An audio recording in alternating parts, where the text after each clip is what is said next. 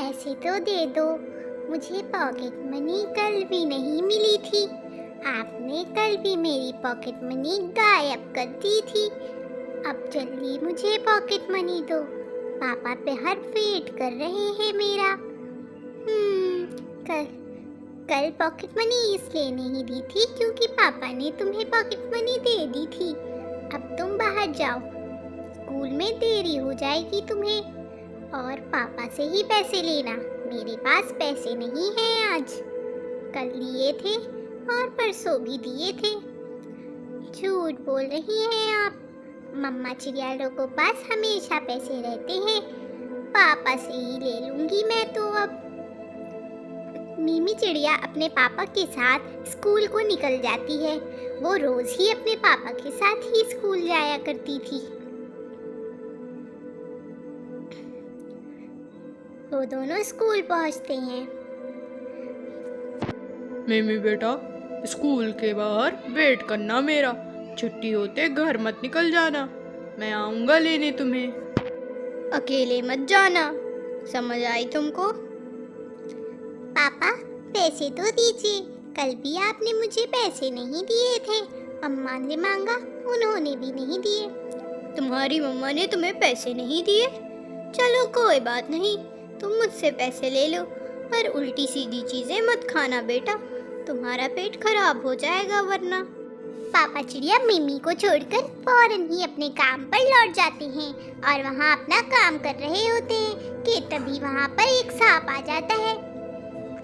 सांप पापा चिड़िया को डस लेता है।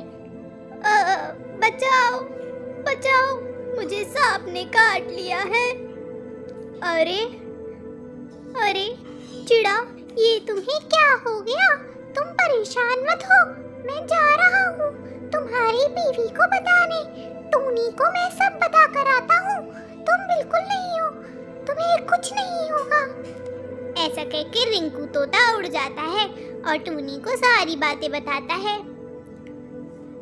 मैंने अपनी आंखों से देखा है, तुम्हारे पति को एक इच्छाधारी सांप ने काटा है। वो नागलोक का सांप था। ये क्या कह रहे हैं रिंकू भैया? अब मैं क्या करूंगी? ये क्या हो गया? क्या हो गया ये? अब मैं क्या करूं? कैसे बचाऊं उन्हें? एक काम करते हैं, हम लोग नागलोक चलते हैं। वहां जाकर नागरानी से ही बात करते हैं। रिंकू तोता और टूनी चिड़िया नागलोक की ओर जा रहे थे और वहाँ वो नागरानी से मिलते हैं और उन्हें सारी बात बताते हैं कि कैसे टूनी के पति को एक सांप ने डस लिया है और वो सांप इच्छाधारी सांप था। मुझे विश्वास है आप हमारी मदद जरूर करेंगी रानी जी। हमारी मदद करें। आप लोगों के साथ जो हुआ मुझे उसका बहुत अफसोस है, पर वो सांप बहुत ही शक्तिशाली है और मेरी शक्ति उससे बहुत कम है। पर निर्दोषों को डसना तो अच्छी बात नहीं है, और हम लोग ने तो क्या ही बिगाड़ा है? पक्षियों के साथ ऐसा व्यवहार क्यों? हम लोग इंसाफ चाहते हैं और हम चाहते हैं कि आप हमारी मदद करें। एक अच्छी नागरानी होने के नाते आपको हमारी मदद करनी ही होगी। टूना की बेटी अभी बहुत छोटी है और वो अपनी बेटी से बहुत ही प्यार करता है। आप उसकी मदद करें, कृपया करें, उसकी मदद करें। हम आपसे इंसाफ चाहते हैं। मैं आप लोगों से संपूर्ण तरह से वादा नहीं कर सकती, पर मैं पूरी कोशिश करूंगी कि आपके पति की जान बच जाए। बस आपको इतना करना है कि। दूसरी तरफ मिमी पापा का इंतजार कर रही थी। पता नहीं कहाँ रह गए हैं पापा, मेरे लेने क्यों नहीं आए? पूरा स्कूल जा चुका है, बस मैं ही बची रह गई। पापा जाने कहाँ रह गए हैं? मैं उनसे नहीं बोलूंगी, आने दो उन्हें। तभी चौकीदार उल्लू कहता है, छोटी चिड़िया के बच्चे, चलो जाओ अब यहाँ से, स्कूल बंद करने का समय आ गया है। तुम कब से यहीं खड़ी हो? जाओ, उड़कर खुद ही चली जाओ घर। इतनी देर तक मैं नहीं रुक सकता। चौकीदार उल्लू के कहने पर मिमी स्कूल से घर चली जाती है।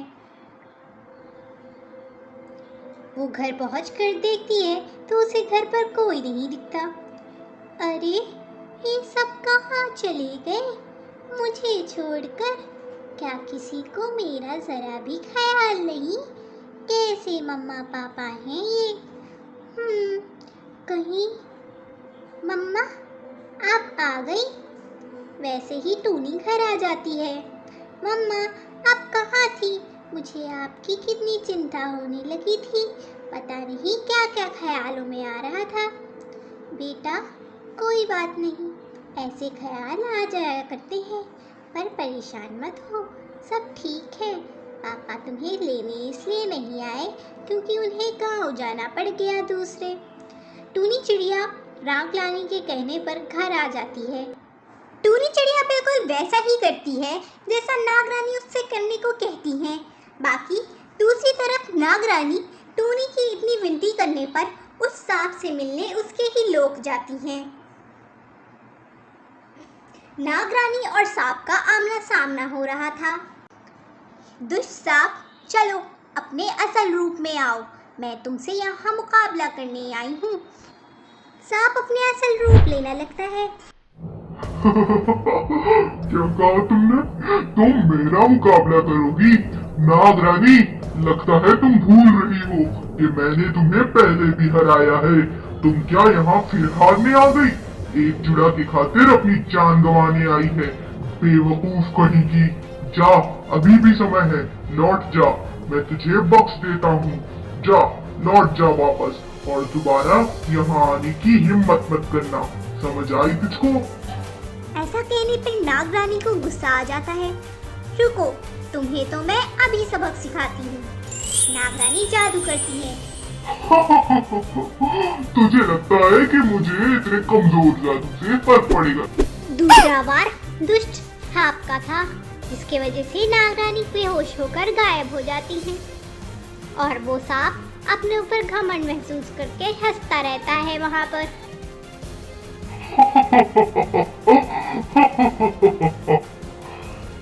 दुष्ट सांप की हंसी पूरे लोक में फैल गई थी। दुष्ट सांप की खुशी ज्यादा देर न ठहरी और नागरानी दूसरे ही पल एक बड़ा सा रूप लेकर आती है। ये कैसे हो सकता है? ये कैसे हुआ? दुष्ट सांप कपकपा रहा था। नागरानी कहती है, बुराई ज्यादा वक्त तक नहीं रहती है। ये कहकर नागरानी अपना वार करती है। कब तक की दूसरों की जान लोगे? अपना जादू खत्म करो। नागरानी के वार से दुष्ट सांप का जादू खत्म हो जाता है और सारी बुराइयां मिट जाती हैं, जिसके वजह से चिड़ा की जान भी बच जाती है और चिड़ा को अपना दूसरा जीवन मिलता है। चिड़ा के ऊपर से उस दुष्ट नाग का जादू मिट चुका था और चिड़ा अब स्वस्थ था। चिड़ा तुरंत ही अपने घर को जाता है।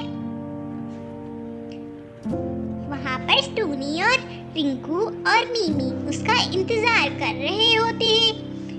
आने दो पापा को, मैं उनसे झगड़ा करूंगी। मम्मा ने मुझे 2 दिन से पॉकेट मनी नहीं दी, उन्हें बताऊंगी। आने दो उन्हें। हाँ, तुम लड़ लेना अपने पापा से, पर पहले उन्हें आने तो दो। हम भी उनका ही इंतजार कर रहे हैं। सभी आशा से देख रहे थे। तभी टूनी कहती है, रिंकू भैया देखिए, चिड़ा आ गए। पापा, मम्मा ने मुझे 2 दिन से पॉकेट मनी नहीं दी और आप मुझे उस दिन स्कूल लेने क्यों नहीं आए थे? आपको पता है मैं कितनी देर से आपका इंतजार कर रही थी। सभी लोग हंसने लगते हैं और खुशी से अपना जीवन व्यतीत करते हैं। दोस्तों, अगर कहानी पसंद आई हो तो चैनल को सब्सक्राइब और वीडियो को लाइक करें ताकि आगे भी आपको अच्छी कहानियाँ मिलें।